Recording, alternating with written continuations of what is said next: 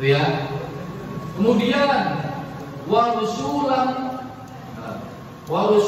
lam yaksushum alaika, dan rasul-rasul yang tidak kami kisahkan atau tidak diceritakan oleh Allah Subhanahu wa taala kepada manusia. Jadi rasul-rasul, nabi-nabi yang tidak dikisahkan kepada manusia, yang keberadaannya tidak diketahui itu sangat banyak, ribuan jumlahnya. Dari zaman dulu Nabi Adam sampai dengan Nabi Muhammad. Kalau sekarang yang sudah tidak ada Nabi dan Rasul, sekarang sudah tidak ada Nabi dan Rasul. Itu karena Nabi Muhammad itu adalah khatamul anbiya, penutupnya para nabi. Kalau penutupnya para wali itu dulu sebenarnya Kanjeng Syekh Abdul Qadir Al-Jilani. Tapi berhubung Allah mentakdirkan lain, Allah menghendaki wali-wali Allah itu tetap ada sampai nanti di hari kiamat. Jadi wali-wali ini Allah itu ada sampai di hari kiamat. Dan wali-wali Allah itu tidak diketahui keberadaannya. Bisa jadi tukang sayur itu adalah walinya Allah, kekasihnya Allah. Bisa jadi tukang beca itu adalah walinya Allah, kekasihnya Allah. Bisa jadi seorang konglomerat yang kaya raya itu juga walinya Allah. Sudah banyak contohnya.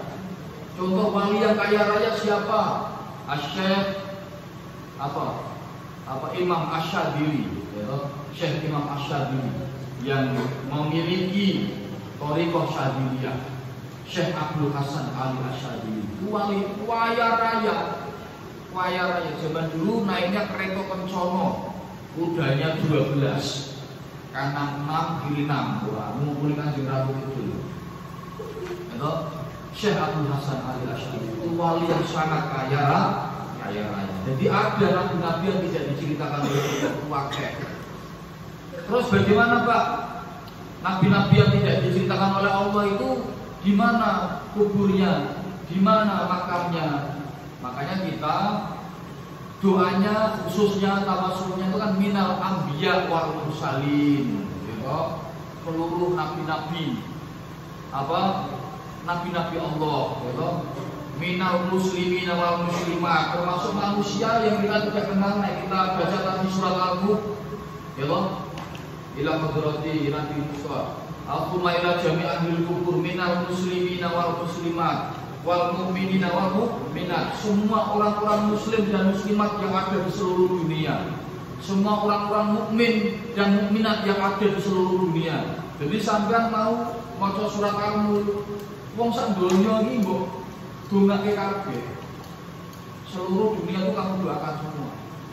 Makanya di alam kubur itu, di alam barzah, di alam barzah itu sekali waktu itu ada kayak mbang api.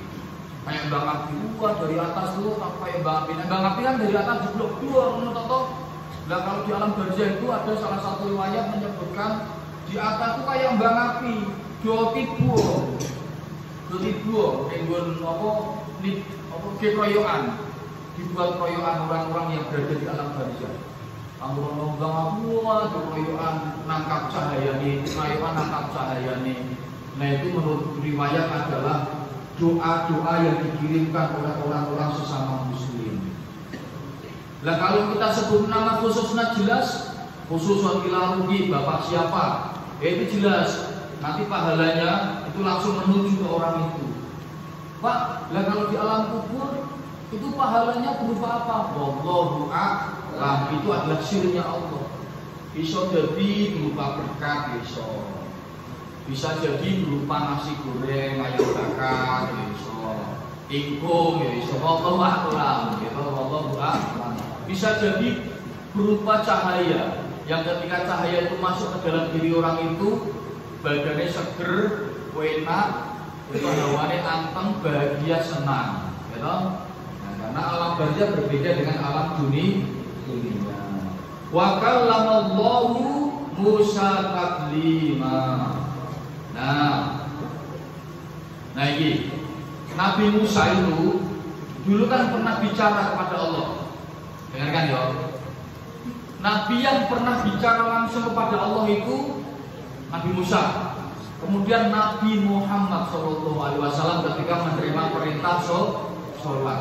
Jadi ketika Rasulullah naik Isra Mi'raj dari Masjidil Haram ke Masjidil Aqsa, kemudian dari Masjidil Aqsa naik ke langit Sabtuju, ke Ars, ke Sidratul Muntaha. Di situ kan kalau malaikat Jibril sudah tidak mampu lagi untuk naik ke tangga yang paling atas. Kenapa? Karena malaikat Jibril tidak mampu, tidak kuat ketemu langsung kepada Allah, sehingga hanya Rasulullah yang masuk naik ketemu langsung sama Allah. Terus kalamnya Allah gimana Pak? Itu sir, itu rahasianya Rasulullah dan Allah. Sebagaimana ketika kitab The Ten Commandments, kan pernah nonton tidak kamu The Ten Commandments, filmnya Nabi Musa itu, 10 ajaran Nabi Musa itu. Ketika Nabi Musa ketemu sama Allah, wallahu a'lam, bahasanya seperti apa tidak ada yang tahu. Tidak ada yang tahu. Yang jelas 10 ajaran itu tiba-tiba terukir di atas batu, kemudian dibawa turun gunung oleh Nabi Musa. Itulah yang kemudian menjadi ajaran-ajarannya Nabi Musa. Nah, sebagaimana Allah berfirman kepada Nabi Musa dan Nabi Muhammad, dijelaskan di sini. Ya, makanya kita harus yakin bahwa Allah itu maha berfirman, berbicara, tidak boleh ragu, ragu. Termasuk ilham petunjuk hidayah yang datang ke pikiran kita, yang merasuk ke hati kita, itu firman-Nya Allah. Contoh misalnya gini, sampai yang bikin badan, kalau mau nih sampai nakal, misalnya senengannya gendutan, senengannya ngepelikan sana, senengannya jibitikan sana. Ya toh, baru setelah itu kamu di pinggir jalan, ya toh ketabrak becak, nah, ditabrak sama becak, kakinya luka, sakit, terus kamu mikir, jora, aku tuh biasa nih suka mukul temanku, atau suka nampar temanku, suka membuli temanku, ternyata kalau temanku tak pukul, temanku tak tampar itu sakit ya ternyata. Ini aja aku ketabrak becak, kesenggol becak sakitnya minta ampun. Terus dari situ kamu mikir, jangan ya Allah, berarti aku wis jahat ya. Itu bahasanya Allah untuk memberi hidayah ke kamu. Nah, bahasa-bahasa seperti itu adalah hidayah. Hidayahnya Allah. Macam-macam hidayah itu. Orang sing lewat mimpi misalnya. Siapa yang pernah mimpi? Mimpi apa dulu?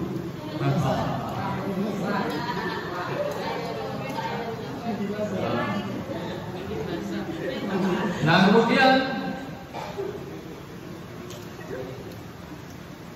sifat ma'nawiyah itu nanti di situ akan ada 7 sifat ma'nawiyah. Nanti kita jelaskan satu persatu. Yang selanjutnya adalah Qadirun, yang maha kuasa,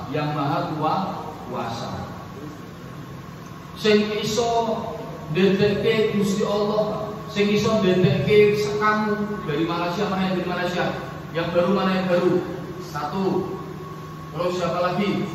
Yang laki-laki 2. Malaysia kamu? 2. 3. Ada 3 yang di Malaysia, Pak. Katanya 5. Oh itu. Yang mentakdirkan kamu dari Malaysia, kamu tiba-tiba naik pesawat, kemudian turun sampai ke Indonesia, itu siapa yang mentakdirkan? Allah. Kalau Allah tidak mentakdirkan, nggak bisa. Kalau Allah tidak mengizinkan, Allah berkuasa untuk membawa kamu kemana saja. Siapa tahu nanti kamu setelah lulus dari SMK Bina Utama Kendal bisa sekolah di Swiss kamu. Dapat beasiswa, kampusmu dekat Menara Eiffel. Kamu kalau kuliah kamu nyawang Menara Eiffel, siapa tahu, udah dia tahu semua. Nasib di tangan Allah. Orang yang tadinya di bawah atas kuasa Allah bisa di atas. Orang yang dhuwur atas kuasa Allah bisa dia berduduk di bawah. Semuanya atas kehendak Allah. Sing mau nih dia sak durunge mondok lho ayu. Wajahnya belum begitu cantik, bar mondok ning BU balik malah ayu. Malah cantik. Ya siapa tahu. Ya toh? Ini kalau kamu perawatan di salon itu kan yang merawat manusia toh? Nah kalau kamu barangkali kamu mondok di sini, ketika kamu tidur, ya Allah menyuruh malaikat-malaikatnya untuk merawat dirimu. Ayo lho, bocah kae kono sinau tenanan, ora kok berbedaan, tidak pernah lipstikan. Ya toh, saking sibuknya belajar, wahai malaikat, saya perintahkan kamu. Ya silahkan dia didandani, dibikin cantik dia saat dia tidur. Wah, ternyata setelah kamu bangun tidur, wajahnya masih utuh, hidungnya masih utuh, maju ke dalam. Ya toh, tapi inner beauty-nya memancar,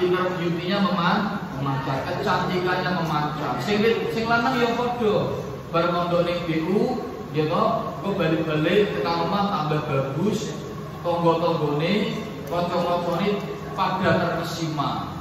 Ya toh, isih utuh, sing lemu ya isih utuh lemu, sing gering ya isih utuh gering, ya toh.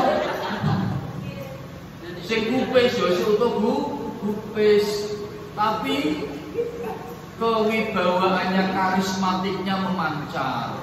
Atau Ibrahim misalnya.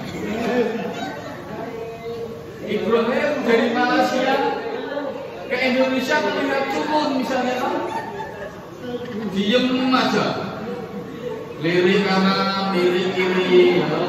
Mau kenalan sama temannya malu, siapa sih dia? Aku mau kenalan malu kali aku, ya. Malu-malu kucing. Nah ternyata Ibrahim setelah terbang ke Indonesia, ketemu mondok ning BU, insya Allah ini kan tempat penuh berkah. Tidur di bina utama, Allah memberi ilham kepada Ibrahim, ya toh, delalah ilmu-ilmu yang diterima masuk semua kepikiran, ya toh. Suwi lama semakin kesini Ibrahim semakin terlihat berkarisma.